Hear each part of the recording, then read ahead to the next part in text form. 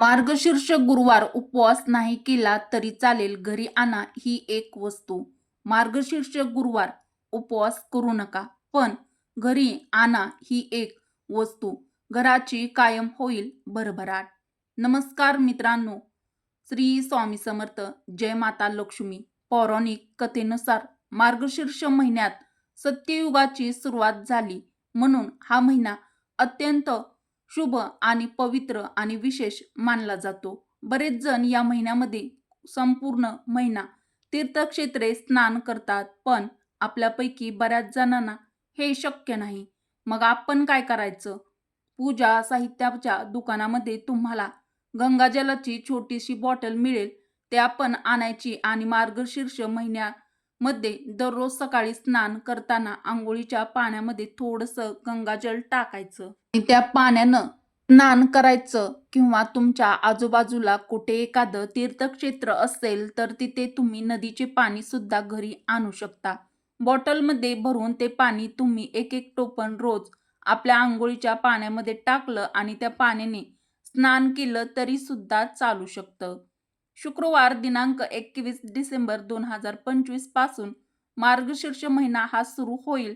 तर आजच्या व्हिडिओमध्ये मी तुम्हाला अशा काही लक्ष्मीकारक वस्तू सांगणार आहे, ज्या तुम्ही तुमच्या देवघरामध्ये ठेवण्यासाठी किंवा मार्गशीर्ष गुरुवारच्या पूजेमध्ये ठेवण्यासाठी घेऊ शकता.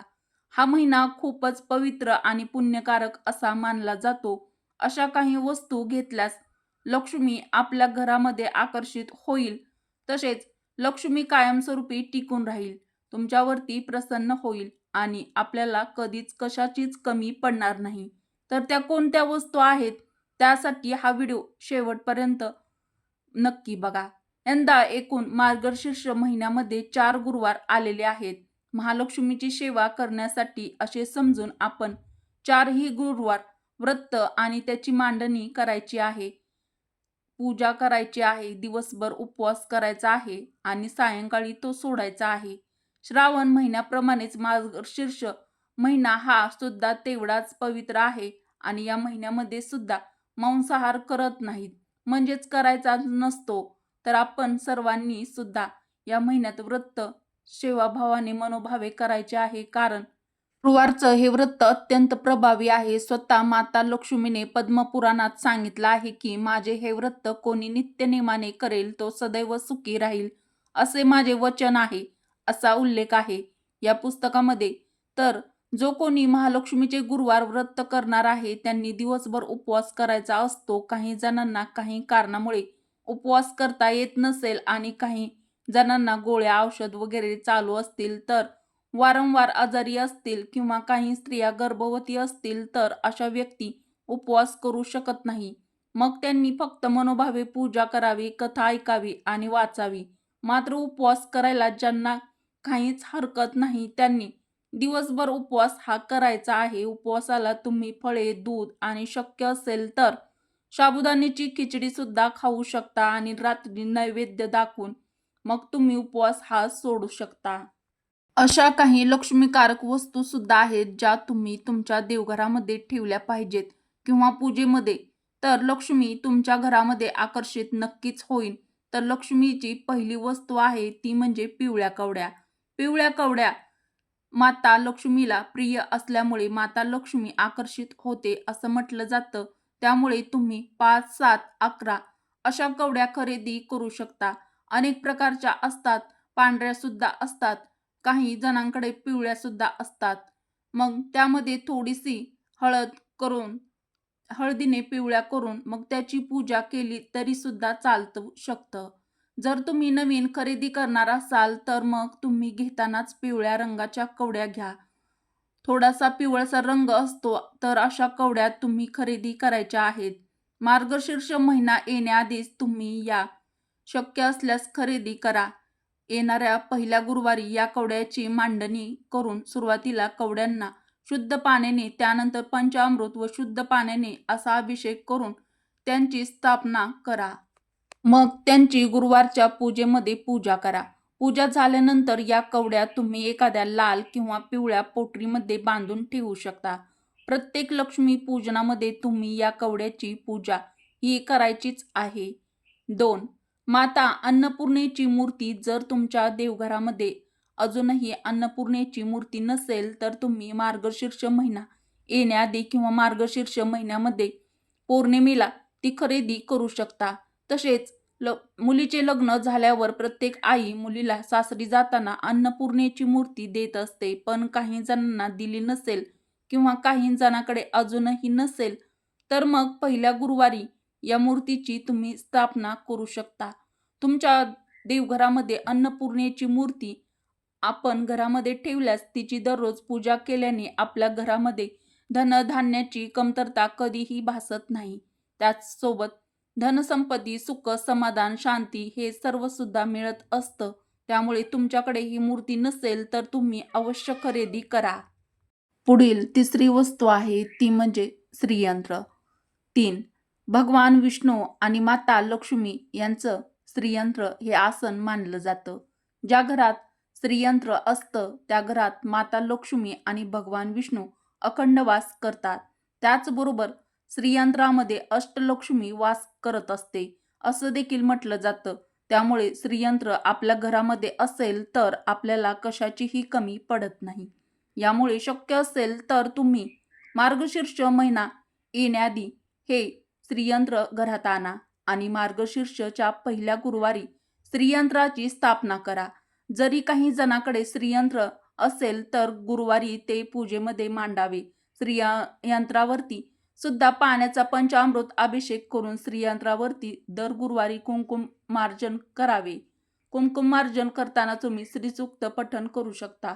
महालक्ष्मीचा एखादा मंत्र म्हटला तरी चालेल, कारण महालक्ष्मीची सर्वात जास्त आवडती सेवा कोणती तर ती कुंकुम मार्जन.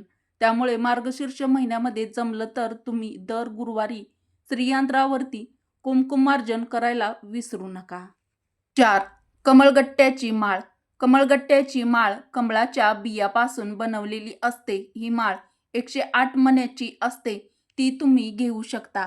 माता लक्ष्मीला कमळाची फुले अतिशय प्रिय आहेत. आपण दररोज तर श्रीयंत्रावरती किंवा महालक्ष्मीला कमळ फूल हे वाहू शकत नाही. त्यामुळे जर तुम्ही कमळगट्ट्याची माळ त्या श्रीयंत्रावरती ठेवली तर आपण महालक्ष्मीला 108 कमळाची फुले वाहिल्याचं पुण्य आपल्याला मिळतं असं मानतात. त्यामुळे कमळगट्ट्याची माळ तुम्हाला आवर्जून घ्यायची आहे. श्रीयंत्र अगदी लहान साईजपासून सुद्धा मिळतं, तर तुम्ही छोटंसं सुद्धा श्रीयंत्र देवघरामध्ये ठेवण्यासाठी घेऊ शकता. 5वी वस्तू आहे लक्ष्मीची पावलं. जर तुम्ही उंबरट्यावरती लावण्यासाठी लक्ष्मीची पावलं घेणार असाल तर या महिन्यामध्ये तुम्ही लक्ष्मीची पावलं अवश्य घ्या. ही पावलं घेतल्यावरती त्यावरती शुद्ध पाण्याने नंतर पंचामृत आणि अभिषेक करा. मार्गशीर्ष गुरुवारच्या दिवशी मग ते आपल्या उंबरट्यावरती चिटकून आपल्याला त्याची यथासांग अशी पूजा करायची आहे. शक्यतो चांदीचीच पावले घ्या, पण जर तुमच्याकडे नसतील तर तुम्ही कोणतीही पावले घ्यायचे चालतात, तर तुम्ही ती सुद्धा घेऊ शकता. 6वी वस्तू आहे कुबेर यंत्र. श्रीयंत्राप्रमाणे तुम्ही कुबेर यंत्र सुद्धा घेऊ शकता, कारण कुबेर ही धनाची देवता आहे.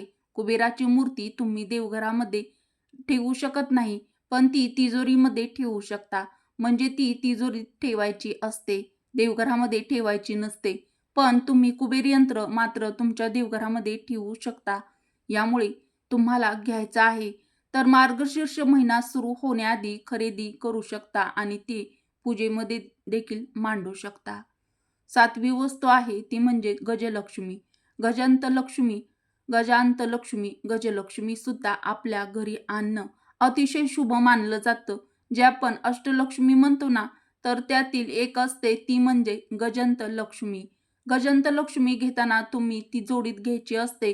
गजलक्ष्मी खरेदी करताना त्या हत्तीची सोंड वरती असावी आणि उजवा पाय पुढे असावा. या पद्धतीची गजलक्ष्मी तुम्हाला खरेदी करायची आहे. ही गजलक्ष्मी तुम्ही महालक्ष्मीच्या मूर्तीच्या दोन्ही बाजूला 2 किंवा फोटोच्या दोन्ही बाजूला ठेवू शकता. गजलक्ष्मीचे तोंड वास्तुशास्त्रानुसार उत्तरेकडे असले पाहिजे हे नेहमी लक्षात ठेवा. या सर्व वस्तू लक्ष्मीकारक आहेत, लक्ष्मीला अत्यंत प्रिय आहेत. पैकी एखादी जरी वस्तू तुम्ही गुरुवारच्या पूजेमध्ये मांडली तर लक्ष्मी आकर्षित होईल, तुमच्याकडे कायम टिकून राहील. तुम्हाला कधीच कशाचीच कमी पडणार नाही. त्यामुळे शक्य होईल तर एखादी तरी वस्तू तुमच्या देवघरामध्ये नसेल तर यापैकी एक तरी वस्तू नक्की घ्या. गुरुवारी तिची स्थापना करा, पूजा करा. प्रत्येक लक्ष्मी पूजनामध्ये तिची पूजा करा.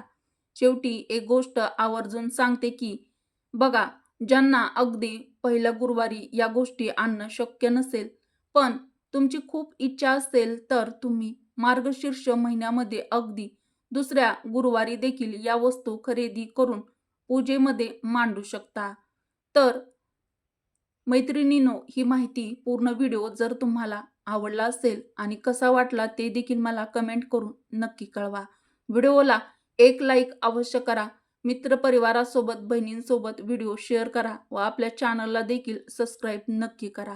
व्हिडिओ शेवटपर्यंत पाहिल्याबद्दल तुमचे मनापासून धन्यवाद. श्री स्वामी समर्थ. जय माता लक्ष्मी. जय श्रीकृष्ण.